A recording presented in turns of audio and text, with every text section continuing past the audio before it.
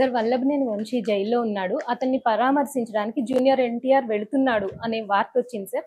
నిజంగానే జూనియర్ ఎన్టీఆర్ అతన్ని పరామర్శించడానికి వెళ్ళే అవకాశం ఉందా? ఎందుకంటే అతను వెళితే కనుక చంద్రబాబు నాయుడు గారికి, అలాగే తెలుగుదేశం కార్యకర్తలకి, నాయకులకి ఇతనంటే కోపం పెరిగే అవకాశం ఉంది కదా!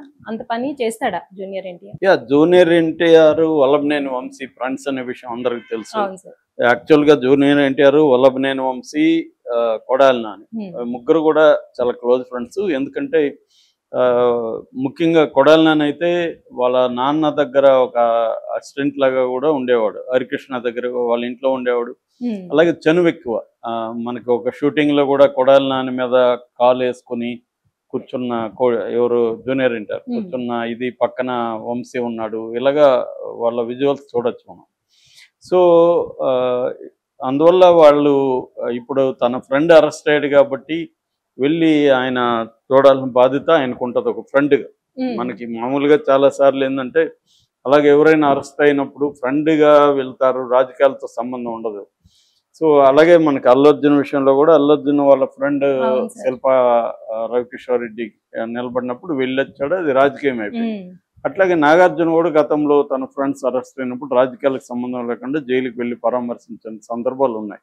ఎందుకంటే రాజకీయాల్లో ఏంటంటే పార్టీలలో ఈరోజు విరోధులుగా ఉండొచ్చు, ప్రత్యర్థులుగా, కానీ వ్యక్తిగతంగా చాలా ఫ్రెండ్షిప్లు ఉంటాయి, బంధుత్వాలు ఉంటాయి. ఇవన్నీ కామన్ రాజకీయాల్లో.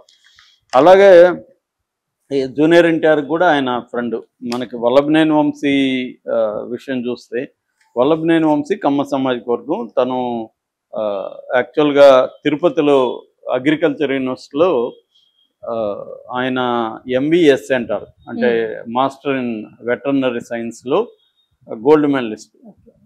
దాని తర్వాత ఇక్కడ హైదరాబాద్లో ఇండియన్ స్కూల్ ఆఫ్ బిజినెస్లో పబ్లిక్ పాలసీలో అడ్వాన్స్డ్ మేనేజ్మెంట్ కోర్స్ చేశాడు అనమాట.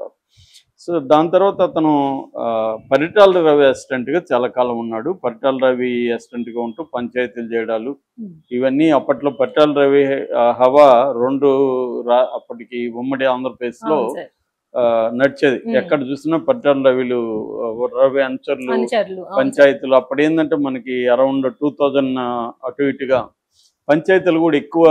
అప్పుడే ఐటీ భూమి ఇవన్నీ స్టార్ట్ అవుతున్నాయి కాబట్టి ల్యాండ్ కూడా వాల్యూ పెరుగుతుంది.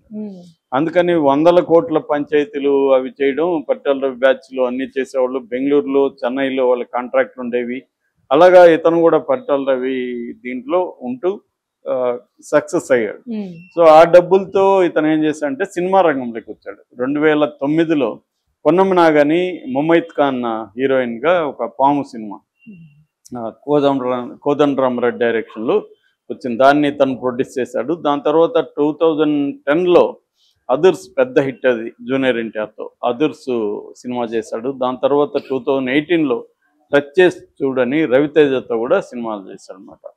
సో అలాగా జూనియర్ ఎన్టీఆర్ ఫ్యామిలీతో బాగా క్లోజ్ ఉంది.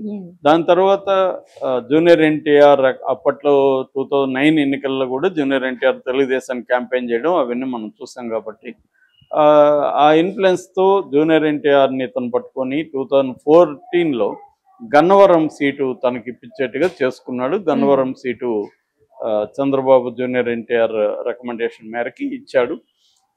ఇచ్చి ఇతను కూడా మంచి మెజార్టీతో ఇప్పుడు దాదాపు 9400 మెజార్టీ దుట్ట రామచంద్రరావు మీద 9400 మెజార్టీతో గెలిచాడు. గెలిచినప్పుడు కూడా మళ్ళీ కూడా నమ్మకంగానే తెలుగుదేశంలో ఉన్నాడు, గట్టిగా పనిచేస్తున్నాడు.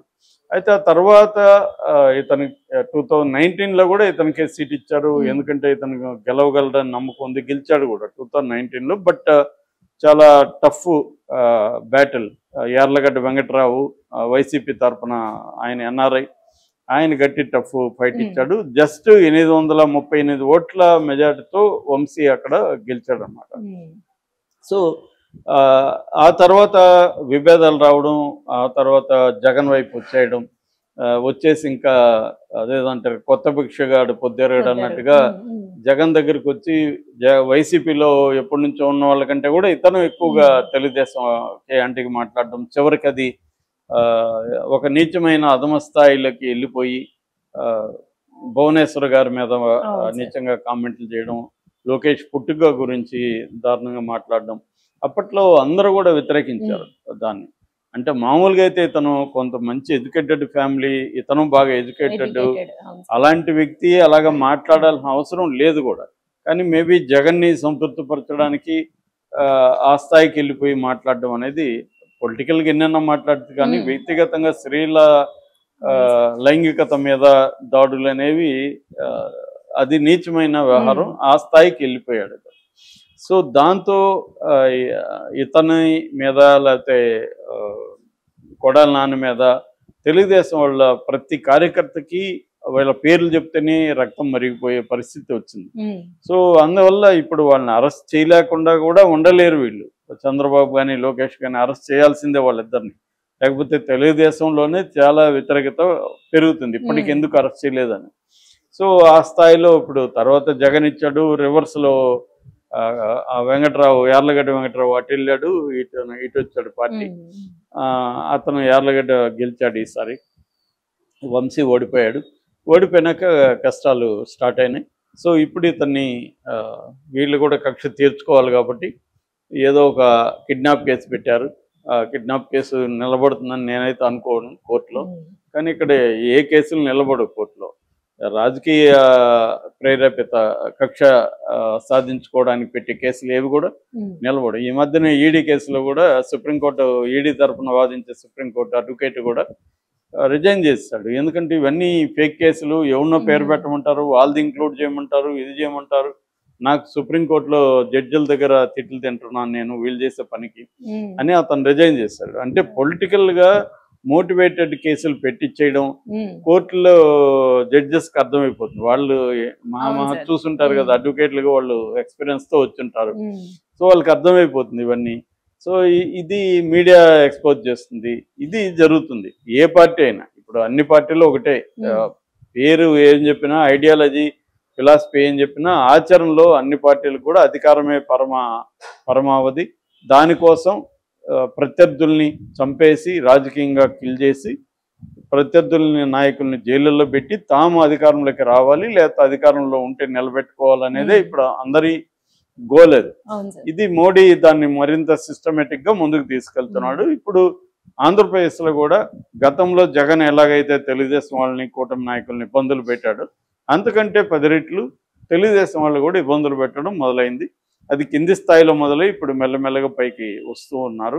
అలాగా ఇప్పుడు వంశీని కూడా చేశారు. ఇప్పుడు జూనియర్ ఎన్టీఆర్ వంశీని పరామర్శిస్తాడంట అన్న వార్త ఈరోజు వైరల్ అవుతుంది మార్నింగ్ నుంచి. ఇది కన్ఫర్మ్ అయితే కాలేదు అఫీషియల్గా, కానీ వెళ్ళే అవకాశాలు అయితే ఉన్నాయని చెప్తున్నారు. ఎందుకంటే ఆయన ఫ్రెండ్ కాబట్టి, తన ఫ్రెండ్ జైల్లో ఉన్నప్పుడు పరామర్శించాలి కాబట్టి తను వెళ్తే వెళ్ళొచ్చు. కాకపోతే ఇక్కడ విమర్శ వస్తుంది. ఎందుకంటే చంద్రబాబు అరెస్ట్ అయినప్పుడు మాత్రం కనీసం ఖండించలేదు, నువ్వు ఖండించకపోగా పరామర్శించలేదు. కుటుంబం కాబట్టి, బయట మామూలుగా అయితే ఏ కుటుంబంలో అయినా విరోధాలు, వైరుధ్యాలు ఎన్నున్నా ఒక క్రైసిస్ వచ్చినప్పుడు అందరూ ఒకటవుతుంటారు. అలాగే చంద్రబాబుకు అది పెద్ద క్రైసిస్. ఎందుకంటే ఆయనకి 74 ఇయర్స్లో 53 రోజుల పాటు జైల్లో ఉండడం అనేది, జైల్లో ఎన్ని సౌకర్యాలు ఉన్నప్పటికీ అది ఆయనకి మానసికంగా, శారీరకంగా ఛాలెంజింగ్ విషయం. అలాంటి పరిస్థితుల్లో కనీసం ఇతను ఖండించలేదు, దాన్ని ఒక మానవతా దృష్టితో ఖండించలేదు. చాలామంది ఎవరెవరు ఖండించారు. సో అనేది జూనియర్ ఎన్టీఆర్ మీద ఎందుకు ఇంత, జూనియర్ ఎన్టీఆర్కి అన్యాయం జరిగి ఉండొచ్చు. ఎందుకంటే జూనియర్ ఎన్టీఆర్ని చంద్రబాబు వాడుకొని మళ్ళీ తన లోకేష్ పోటీ వస్తాడేమో పక్కన పడేశాడు.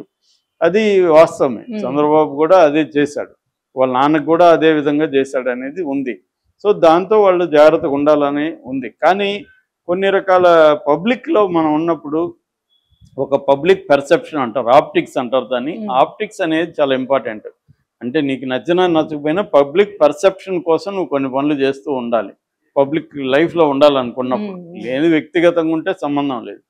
అలాగే జూనియర్ ఎన్టీఆర్ కొన్ని విషయాల్లో ఆ పొరపాట్లు చేశాడు.